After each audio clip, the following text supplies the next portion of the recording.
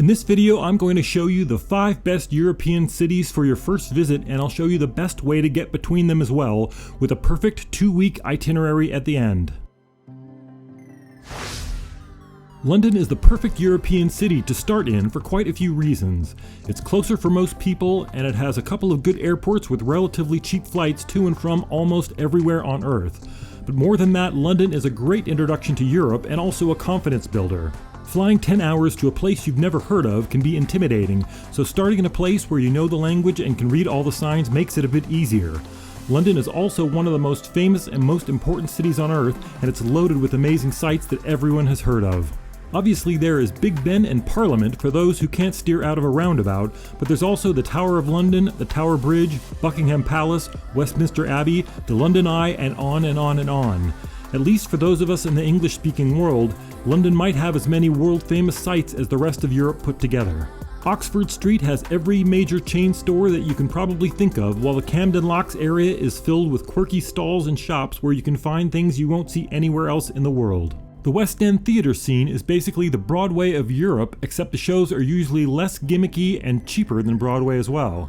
England used to be known for having some of Europe's worst food, but that has all changed, and now you can get excellent meals from just about any corner of Earth, as well as high-quality pub meals over a few pints in historic places that are British icons. This particular pub is famous not only for being among the most beautiful in the city, but it also serves excellent Thai food. Hotel rooms here tend to be small and expensive, but the public transportation system is great and very affordable, so you'll never need your own car or to worry about parking. Again, I'll go through an easy itinerary to string these 5 cities together at the end, so you can have an incredible first visit to Europe in about 2 weeks total. Next up is Paris, which is a bit over 2 hours from London on the Eurostar train through the Channel Tunnel, and that is also a great introduction to Europe and its high-speed rail system. As amazing as London is, Paris is quite a bit more beautiful from almost every angle.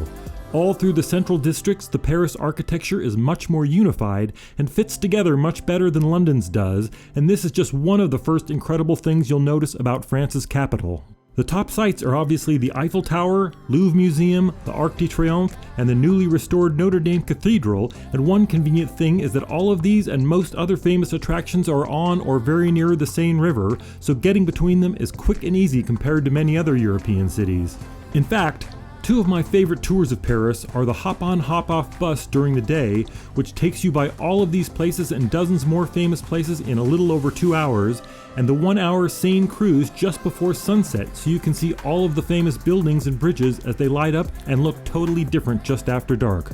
Of course, the top highlight for many visitors will be the food. Somehow France seems to care more about food than any other country on Earth, and it shows in the fact that it's almost impossible to get something other than an amazing meal no matter where you go.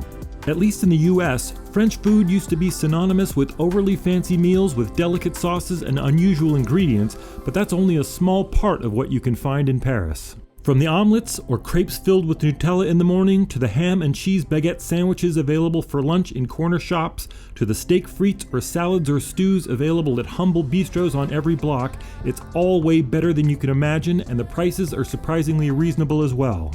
And speaking of affordable, table wines in France can be quite good even if a carafe is only around $5 for 2 glasses.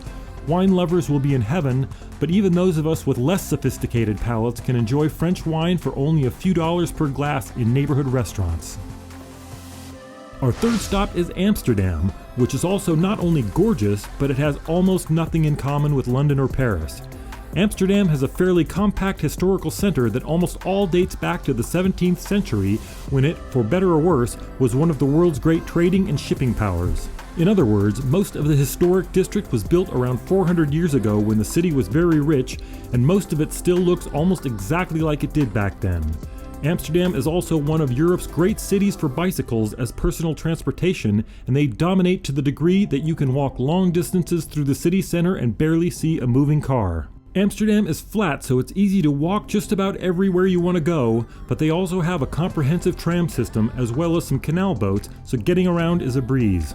The most famous sites in Amsterdam are the Anne Frank House and the Van Gogh Museum, and I personally think those are both a bit overrated, although you should probably visit them both anyway. The Heineken experience at the old brewery is a fun excuse to start drinking beer earlier than you otherwise would, but it's the Rijksmuseum that might impress you the most. It's basically the Dutch equivalent of the Louvre in that the building itself is in some ways as impressive as the artwork within. The famous red light district is not only interesting, but it's also one of the oldest and most beautiful parts of the city, so it's worth a look either way. The marijuana coffee shops are still around as well, and they can be a fun novelty on your first trip, even if the city is trying to get away from that sort of tourism. The food and drinks in Amsterdam aren't too special, but there are some wonderful neighborhoods packed with small places and sidewalk seating, so at least it's always memorable and a good time. By the way, my name is Roger with priceoftravel.com, and this video is based on one of the articles on the site, which has even more information and some additional choices. Please check it out. Next up is Venice, Italy, which has actually been a tourist destination for hundreds of years now, since it's always been a very unusual place even for Europe. You probably know that Venice is built on a group of over 100 islands set in a lagoon, but still, this is a place you have to see yourself to believe. There are over 400 bridges connecting them and 0 cars and even 0 bicycles, so it feels like nowhere else on Earth. Similar to Amsterdam, most of Venice was built by wealthy mariners, so there are beautiful buildings literally everywhere you look. It feels a lot like visiting a theme park in that it is a world of its own, but it's obviously not a theme park, and some of the current buildings are more than 1,000 years old. Venice is crowded and it has other challenges, but seriously, it's a place you need to experience yourself at least once. It's far weirder than any other city on this list, and I mean that in a good way. You'll hear that Venice is too crowded to enjoy, and that can be true if you don't plan ahead. Basically, there's one main path that runs from the Rialto Bridge to St. Mark's Square, and that is wall-to-wall tourists from about 10 a.m. until 5 p.m. every day of the year. This is because there are tens of thousands of visitors who come just for the day, including many on cruise ships. But if you actually stay on the main island, you can explore the popular areas in the morning and the evenings with crowds that are far smaller. Also, you can just wander the back alleys that are usually empty, and you'll still see gorgeous buildings and statues without fear of getting lost, because eventually you'll be back on one of the main canals and you'll know exactly where you are. The food in Venice is below average for Italy, and almost all restaurants close by around 10 p.m., so there just isn't much nightlife. I recommend visiting Venice for 1 or 2 days, and as long as you stay on the main island, that will be enough time to enjoy the highlights before you get tired of the crowds. Our last stop is Rome, which is less than 4 hours from Venice on the high-speed train, and a great place to end your first trip to Europe.